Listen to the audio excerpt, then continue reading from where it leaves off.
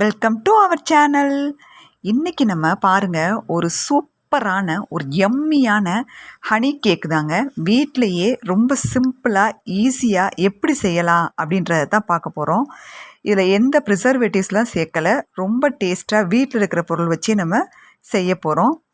அவ்வளோ டேஸ்ட்டாக இருந்துச்சு. எங்கள் வீட்டில் இருக்கிற எல்லாருக்குமே இந்த கேக் ரொம்ப ரொம்ப பிடிச்சிருந்துச்சு. ஏற்கனவே நிறைய நான் கேக் வீடியோ போட்டிருக்கிறேன். அதோட லிங்க் எல்லாம் நான் டிஸ்கிரிப்ஷன் பாக்ஸில் கொடுக்குறேன், போய் செக் பண்ணி பாருங்கள். நார்மலாக ஒரு கேக் எப்படி செய்யணும், அதே மாதிரி தீம் பேஸ்டு கேக் எல்லாம் போட்டிருக்கேன். இப்போ வாங்க வீடியோக்குள்ளே போய் நம்ம இந்த கேக்கை எப்படி செய்யலாம் அப்படின்றத தான் பார்க்க போகிறோம். இதுக்கு தேவையான பொருள் எல்லாமே நான் எடுத்து வச்சுருக்கிறேன். உங்களுக்கு நான் மெஷர்மெண்ட்டோடு சொல்கிறேன். நான் பார்த்துக்கோங்க. நீங்கள் ஃபஸ்ட்டு எல்லாமே மெஷர்மெண்ட் தான் ரொம்ப முக்கியம். ஒரு ப்ளைன் கேக் அப்படி நம்ம செய்கிறோம் அப்படின்னா அதுக்கு மெஷர்மெண்ட்ஸ் தான் நம்மளுக்கு ரொம்ப ரொம்ப முக்கியம். பட்டர் பார்த்துக்கோங்க, இது நான் வீட்டிலையே செஞ்ச பட்டர். இதோட லிங்க்கும் நான் கொடுத்துருக்கேன், பட்டர் எப்படி செய்யணுன்ட்டு. அது ஒரு 1/2 கப் நான் எடுத்து வச்சுருக்கிறேன் பட்டர் அதே மாதிரி பக்கத்தில் ரீஃபைண்ட் ஆயிலும் வச்சுருக்கிறேன். எதுக்காகனா ரொம்ப நல்லாயிருக்கும் ரீஃபைண்ட் ஆயிலும் பட்டரும் சேர்த்து செய்யும்போது. அப்புறம் 3 எக்ஸு வச்சுருக்கேன். அப்புறம் 3 எக்ஸு இதை நம்ம பீட் பண்ணி நம்ம வச்சுக்கிறோனோ. எக்கு வேணான்னா கர்ட் சேர்த்துக்கோங்க. இது பால் ஒரு 1/2 கப்பு, வெண்ணிலா எசன்ஸு, சோடா உப்பு சொல்லுவோம் இல்லையா, அதை தான் baking soda, baking powder, sugar powder பண்ணி எடுத்து வச்சுருக்கிறேங்க. நான் 1/2 கப்பு. 1.5 கப்பு மைதா எடுத்திருக்கேன். நீங்கள் மைதாவும் யூஸ் பண்ணலாம், இல்லை கோதுமை மாவும் யூஸ் பண்ணலாம். எக்குக்கு பதிலாக கர்டு வேணுனாலும் நீங்கள் யூஸ் பண்ணிக்கோங்க. 1/2 கப் உங்களுக்கு நீங்கள் வெஜிடேரியனாக இருந்தால் ஓகேங்களா. இதுக்கு தான் இந்த 1.5 கப்புக்கு தான் இந்த மெஷர்மெண்ட்ஸ் எல்லாம் நான் சொல்லியிருக்கிறேன்.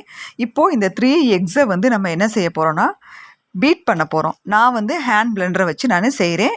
நீங்கள் சாதாரண பீட்டரை வச்சு கூட நீங்கள் பீட் பண்ணிக்கலாம். நான் எலக்ட்ரிக் பிளெண்டர் வச்சு தான் நான் செய்கிறேன்.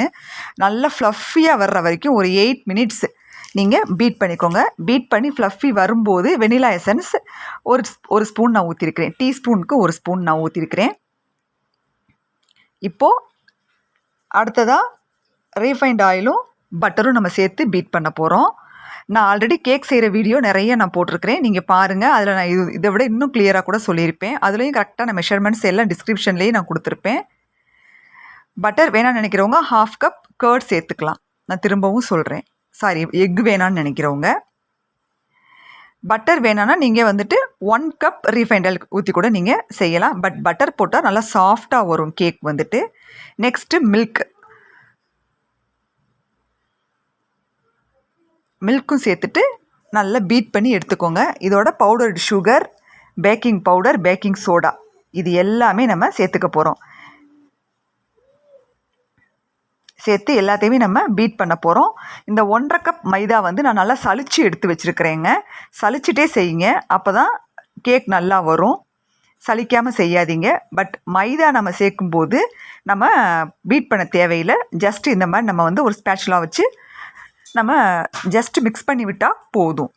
இந்த மாதிரி தான் மிக்ஸ் பண்ணணும், பீட் பண்ணாதீங்க.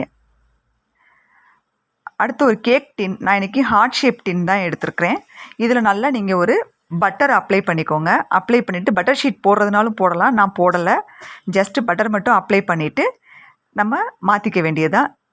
ஒரு டேப் பண்ணி விட்டுக்கோங்க இதை நல்லா 2-3 தடவை. அப்போ தான் பபிள்ஸ் இருந்தாலும் அதெல்லாம் நம்மளுக்கு வெளியில் போயிடும். டேப் பண்ணிகிட்டே வைங்க.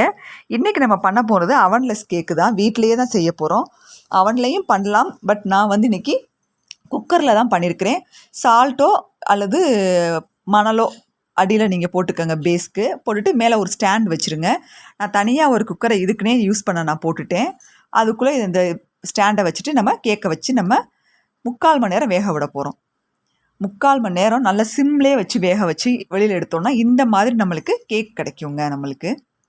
இப்போ நம்ம என்ன செய்ய போகிறோன்னா, கேக்குக்கு மேலே நம்ம செய்ய போகிறோம் இல்லையா, அந்த ஹனி சிரப் நம்ம இப்போ செய்ய போகிறோம். 1.5 கப் தண்ணி ஊற்றி 1.5 ஸ்பூன் அல்லது 2 ஸ்பூன் ஹனி ஊற்றிக்கோங்க. உங்களுக்கு எப்படி இஷ்டமோ அந்த மாதிரி.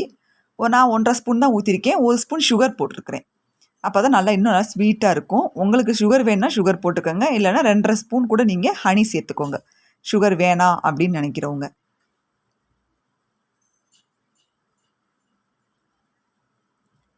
இதை நல்லா இப்போ நம்ம கொதிக்க தான் விட போகிறோம். ஜஸ்ட்டு கொதித்து சுகர் கரைஞ்சா போதும்.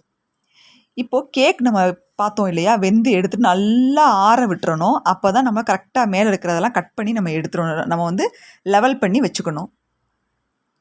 இப்போது அங்கங்கே ஒரு ஹோல்ஸ் போட்டுக்கோங்க. அப்போ தான் சுகர் சிரப் நல்லா உள்ளே இறங்கி நம்மளுக்கு நல்லா டேஸ்ட்டாக இருக்கும். ஹனி கேக் உங்களுக்கே தெரியும், பேக்கரியில் வாங்கி சாப்பிட்டா நல்லா ஜூஸியாக இருக்கும். அதே போல் தான் ரொம்ப டேஸ்ட்டாக இருந்துச்சு. அந்த ஹோல்ஸில் எல்லாம் சுகர் சிரப்பை ஊற்றிக்கோங்க. ரொம்ப ஊற்ற வேணாம், சொதன்னு ஆயிரும். அப்புறம் கட் பண்ண ரொம்ப கஷ்டமாயிரும். கொஞ்சம் ஊற்றினா போதும். நெக்ஸ்ட்டு இந்த ஜாம், நான் அந்த சுகர் சிரப் பண்ண அதே கடாயிலேயே பேன்லேயே நான் வந்துட்டு ஜாமை வந்து அப்படியே போட்டு நம்ம ஜூஸி ஆக்கிக்கணும். அப்போ தான் ஸ்ப்ரெட் பண்ணுறதுக்கு ஈஸியாக வரும் ஜாம். அதுக்காக நம்ம வந்து சிரப் மாதிரி ஆக்கிடணும் ஜாமை வந்துட்டு. ஜஸ்ட் அது கரையிற வரைக்கும் நம்ம அடுப்பில் வச்சுருந்தா போதும். ரொம்ப நேரம் வச்சுருக்கணுன்ட்டு அவசியமே கிடையாது. அதையும் எடுத்து மேலே அப்படியே நம்ம அப்ளை பண்ண வேண்டியது தான்.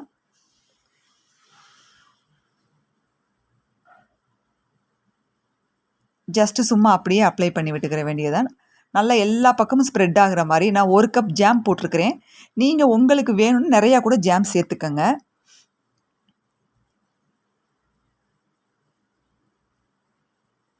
நெக்ஸ்ட்டு டெசிகேட்டட் கோகோனட் கிடச்சா நீங்கள் அது போட்டுக்கோங்க. நான் வீட்டிலையே செஞ்ச ஃப்ரெஷ்ஷான கோகோனட்டை தான் போட்டு அப்ளை பண்ணியிருக்கேன் மேலே.